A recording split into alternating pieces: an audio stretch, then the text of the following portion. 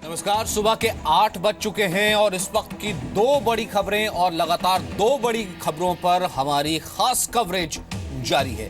पहली बड़ी खबर यूपी की राजधानी लखनऊ में आईएसआईएस आतंकी के एनकाउंटर की और दूसरी खबर यूपी और मणिपुर विधानसभा चुनाव के लिए 62 सीटों पर वोटिंग हो रही है। लगातार ये वोटिंग चल रही है, 1 घंटा हो चुका है।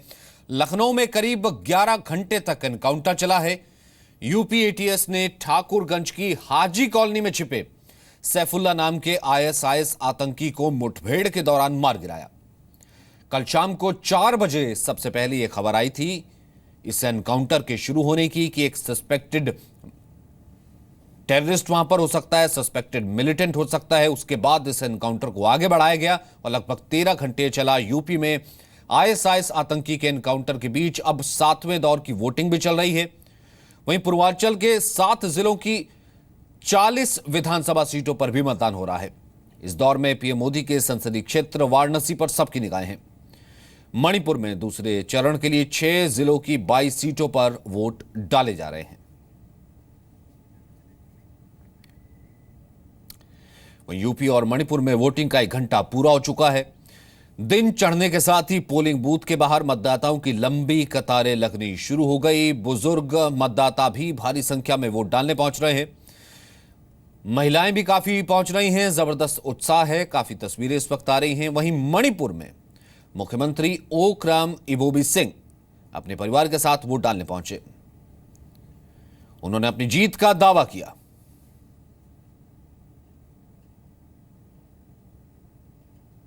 Country, everybody has right to say, but let us wait at least till 11th of this month. When the reason is came out, only then we can say. But at the moment, we does not like to make any comment. और इस बीच मणिपुर से तस्वीर आ रही है। इस वक्त हमारे साथ हमारे 2 संवाददाता जुड़ रहे हैं। आशीष जो कि गाजीपुर से मेरे साथ मौजूद है, अमिता पारुल लखनऊ से उस जगह से मौजूद हैं जहां पर यह एनकाउंटर खत्म हुआ है। सुबह सुबह तड़के एनकाउंटर खत्म हुआ है और उसके बाद अब भी सर्च ऑपरेशन चल रहा है। आशीष पोलिंग पर नजर रखे हुए हैं, लगातार हम उनके पास भी चलेंगे। और विशाल पांडे इस वक्त हमारे साथ वाराणसी से मौजूद है। विशाल पांडे के पास भी आपको लिए चलेंगे और साथ ही साथ टी.आर. रामचंद्रन साहब हमारे साथ वरिष्ठ पत्रकार स्टूडियो में मेरे साथ जुड़ चुके हैं। गुड मॉर्निंग सर, बहुत बहुत स्वागत है आपका। और सबसे पहले विशाल आपका रुख करना चाहूंगा। एक तरफ ये कि बहुत ज्यादा जरूरी है, उस अब मेगा प्रचार की याद आती है, उन 3 दिनों की याद आती है वाराणसी की, जब पोलिंग की बात आती है, जब पीएम मोदी ने यहां पर कैंप किया था। बहुत जरूरी है कि वोटिंग टर्नआउट परसेंटेज जो है वो ज्यादा हो, लोग बाहर निकलें। शायद तभी ले कहीं ना कहीं एक उम्मीद की किरण और एक अच्छा करने की बात यहां से बनती है। सुबह की तस्वीर क्या कह रही है? तस्वीर यहाँ पर हम मतदाताओं में उत्साह देख रहे हैं और हम तस्वीरें कुछ दिखाना चाहते हैं। हम कुछ लोगों से बात भी करेंगे वोट डालने के बाद जब निकलेंगे लोग। तो यहाँ पर हम देख रहे हैं सुबह से ही लोग वोट डालकर आ रहे हैं। आपने वोट किया? हाँ। क्या नाम है आपका? विजय शंकर श्रीवास्तव। विजय जी, बनारस के क्या मुद्दे रहे? आपके मोहल्ले से लोग निकल रहे हैं वोट डालने के लिए? हाँ, निकल रहे हैं, पूरा निकल रहे हैं, सब लोग निकल रहे हैं। कोई घर ऐसा नहीं बचा जहाँ से वोटर ना निकल रहे हों। हाँ। क्या मुद्दे देखे आपने बनारस के? सारे मुद्दे हम लोगों के हैं। सड़क है और सीवर है और नाली है, बिजली है, सारी चीज़ें हैं। इन सबों को देख करके हम लोग वोट दे रहे हैं। तो देखिए, यहाँ के जो स्थानीय मुद्दे हैं उसको लेकर ये लोग बाहर निकले हैं वोट डालने के लिए। और मैं सुबह 7 बजे से यहाँ पर देख रहा हूँ लगातार मतदाता अपने घरों से निकल रहे हैं, पोलिंग बूथ की तरफ आ रहे हैं। और आपने सही कहा कि वोटिंग परसेंटेज, क्योंकि पिछले 2 चरण में वोटिंग परसेंटेज गिरी है। जितना चौथे चरण तक वोटिंग परसेंटेज उत्तर प्रदेश में रही थी, 5वें और 6ठे चरण में वो काफ़ी डाउन हो गई थी। लेकिन अब इस बार 7वें चरण में हम देख रहे हैं सुबह से ही लोग अपने घरों से निकले हैं। तो वोटिंग परसेंटेज कितना ज़्यादा बढ़ता है, इस पर निगाहें रहेंगी। जी, जाहिर सी बात है। आशीष का रुख कर लेते हैं। आशीष, गाजीपुर का इलाका और कम से कम पूर्वांचल की ये सीट है जो कि बीजेपी का बहुत बड़ा यहाँ पर एक से हम यूं कहें कि बीजेपी का बहुत बड़ा दाव इस पर लगा हुआ है, लेकिन त्रिकोणीय मुकाबला है। तस्वीरें सुबह की क्या कह रही हैं इस वक्त? अगर वोटर हम देखें कि निकल करके घर से आ रहा है, वोट डाल रहा है।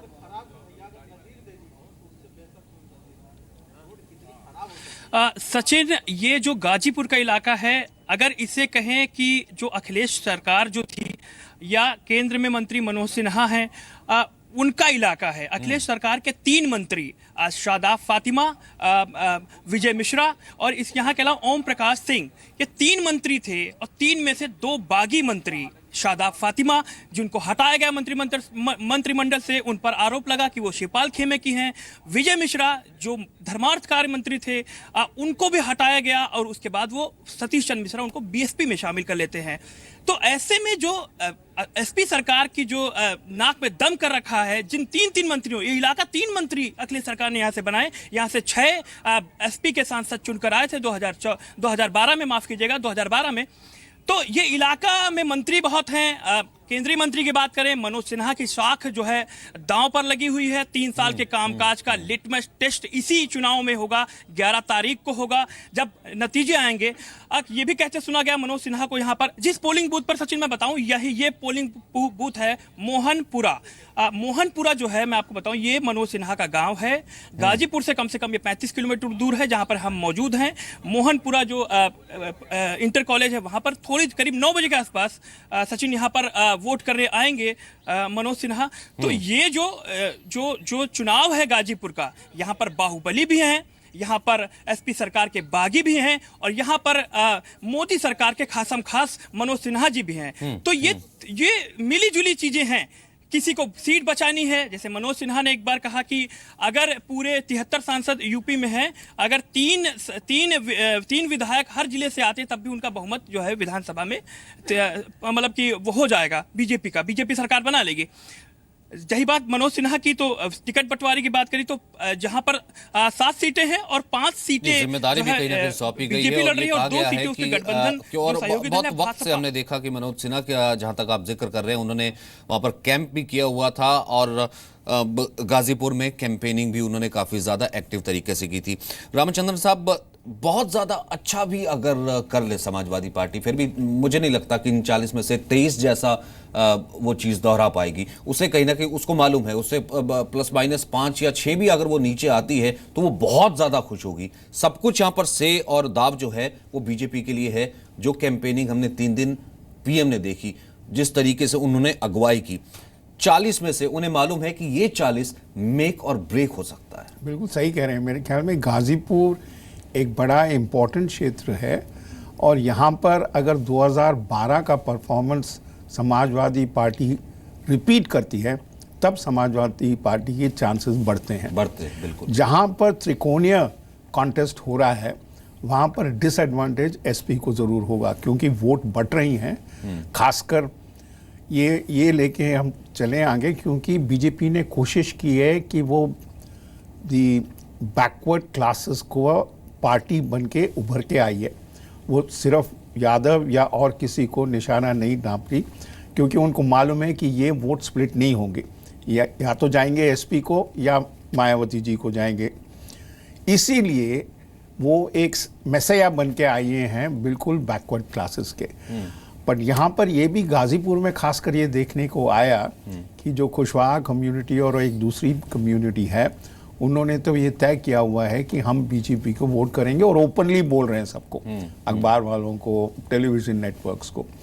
बट अभी भी होप है एसपी को कि कुछ ना कुछ। क्रिकेट में एक टर्म कही जाती है ना कि जब आपको अच्छा करना होता है, जब उम्मीद बहुत होती है, भले वो सचिन तेंदुलकर हो, सहवाग हो, हर एक से कहा जाता है कि अपनी नेचुरल गेम खेलना। बीजेपी ने यहाँ कोशिश की और पीएम ने भी कोशिश की है कि टू द कोर पार्टी, जो कि एक हिंदू वोट है, पार्टी जो कि मालूम है कि अपर कास्ट वोट है, जो ब्राह्मण वोट है, अगर बैकवर्ड और दलित आ जाता है वो एक एडवांटेज है। यानी कि आप नेचुरल गेम खेलिए, उसी तरीके से अपनी कैंपेनिंग को भी रखा, उसी तरीके से मुद्दों को भी उठाया, उसी तरीके से अंतिम दिन जाते जाते गौशाला की तरफ का भी रुख करते हुए यहाँ से पीएम चले गए। मेरे ख्याल में और कोई चारा नहीं था। जिस तरीके से कैंपेनिंग उन्होंने अपने लोकसभा के क्षेत्र में किया है इस बार, किसी और प्रधानमंत्री ने इतना समय एक ही कॉन्स्टिट्यूएंसी में, जो खासकर उनका हो, लगाया है ना ही। देखिए, प्रधानमंत्री खुद तो 2-3 दिन वहाँ पर रहे, पर ये ना भूलें कि कुछ उनके कैबिनेट मंत्रीगण भी वहाँ पर गए, 1-2 दिन रहे और डोर टू डोर कैंपेनिंग की। इसका एक अलग संदेशा जाता है कि शायद आप बहुत कॉन्फिडेंट नहीं है इस बार। दूसरी तरफ ये है कि उनका गैम्बिट है कि वो मोस्ट बैकवर्ड क्लासेस को रिप्रेजेंट करने के लिए यूपी गए हैं। अब देखना पड़ेगा कि ये गैम्बिट उनका कितना काम आता है कि नहीं। इट हैज नो रिलेशन, हालांकि दोनों में आपस में नहीं है, लेकिन अब क्योंकि उत्तर प्रदेश का चुनाव है, अंतिम चरण है, और इस उत्तर प्रदेश की सबसे बड़ी खबर भी है आईएसआईएस वाला जो एनकाउंटर कल हुआ। मैं एक कोरिलेशन आपसे जरूर इस पे आपका एनालिसिस चाहूंगा, एक वर्ड, लेकिन अमिता पारुल क्योंकि उसी जगह से हमारे साथ मौजूद है, हमारे संवाददाता, एक बार वहां का रुख कर लेते हैं। अमिता, क्या इस वक्त की तस्वीर है और कुछ और इंफॉर्मेशन शेयर कर पाई हैं एजेंसीज या फिर सरकारी सूत्र इस वक्त आधिकारिक तौर पे? देखिए सचिन, फिलहाल सर्च ऑपरेशन जो करीब 13 घंटे चला वो ख़त्म हो चुका है।